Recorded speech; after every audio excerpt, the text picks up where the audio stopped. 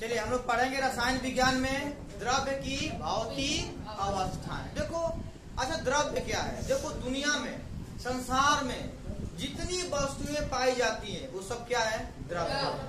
संसार में जितनी वस्तुएं पाई जाती है वो क्या है? द्रव्य है। देखो द्रव्य की 3 अवस्थाएं होती हैं। द्रव्य की 3 अवस्थाएं होती हैं। इतना काहे बेचैन हो रहा है? पढ़ लो बाबू, भाई बाहर देख रहा है कब अंदर देख रहा है, पढ़ लो है ना। देखिए पढ़ेंगे तो आपको बहुत बेनिफिट होगा। ध्यान समझिए, द्रव्य की 3 अवस्थाएं होती है। कौन होता है? ठोस। पहला क्या होता है? ठोस, ठोस अवस्था, ठोस अवस्था। और दूसरा क्या होता है? द्रव अवस्था। और तीसरा क्या होता है? गैस अवस्था। कितने प्रकार की अवस्थाएं होती है? 3 प्रकार की। पहला ठोस अवस्था, दूसरा द्रव अवस्था, तीसरा क्या होता है? गैस अवस्था। अब ध्यान समझो, किसे कहते हैं ठोस? किसी पदार्थ की वह अवस्था, किसी पदार्थ की वह अवस्था जिसका आकार और आयतन निश्चित होता है उसे क्या कहते हैं? ठोस कहते हैं। किसी पदार्थ की वह अवस्था जिसका आकार और आयतन क्या होता है? निश्चित होता है, उसे क्या कहते हैं? ठोस कहते हैं। देखिए यह क्या है? ठोस है।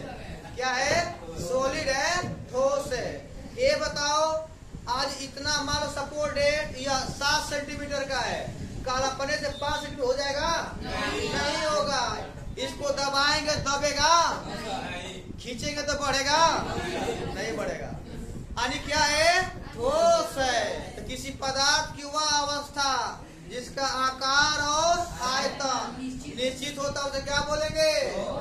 जैसे लकड़ी, लोहा, पत्थर, ऐसा में ये सब क्या है? ठोस है। ऐसा में चलिए ईट भी क्या होता है? ठोस होता है। अब आते हैं लेकर के द्रव अवस्था में, ठीक है।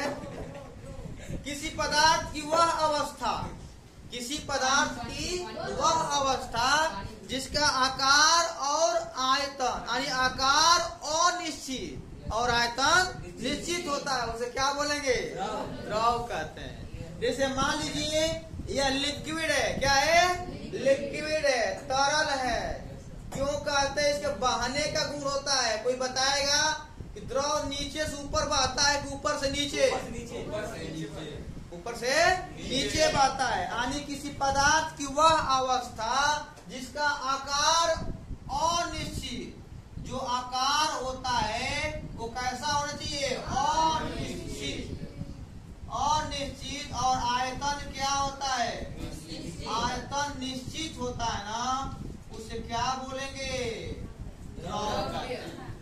द्रव कहते हैं। ऐसा में अब ये बताओ, यह पानी को रखा गया, 1 लीटर पानी है, इसे बोतल रखे गए हो ना। देखो बोतल जैसा आकार है। बोतल देखो यहाँ पे पतला है तो पतला हो गया, नीचे चौड़ा है। तो अगर इसको लिया कर गिलास में डाल दोगे तो गिलास जैसा शेप बन जाएगा। ऐसा नहीं ना कि पानी डालो गिलास में टंग जाएगा, ऐसा नहीं ना है।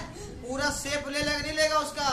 कटोरी में डालोगे कटोरी जैसा, थरिया में, ऐसा में जिस पात्र में रखोगे पानी घटेगा बढ़ेगा नहीं, लेकिन आकार क्या होगा? बदल जाता है। वही क्या है? द्रव अवस्था। जैसे पानी हो गया, दूध हो गया, तेल है, वसा है, ग्लिसरीन है, ये सब क्या है? द्रव अवस्था।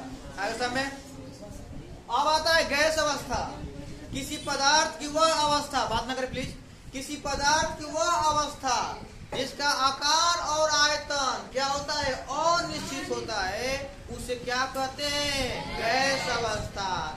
ये बताओ हमारे पूरे वायुमंडल में कौन कौन गैसें होती है?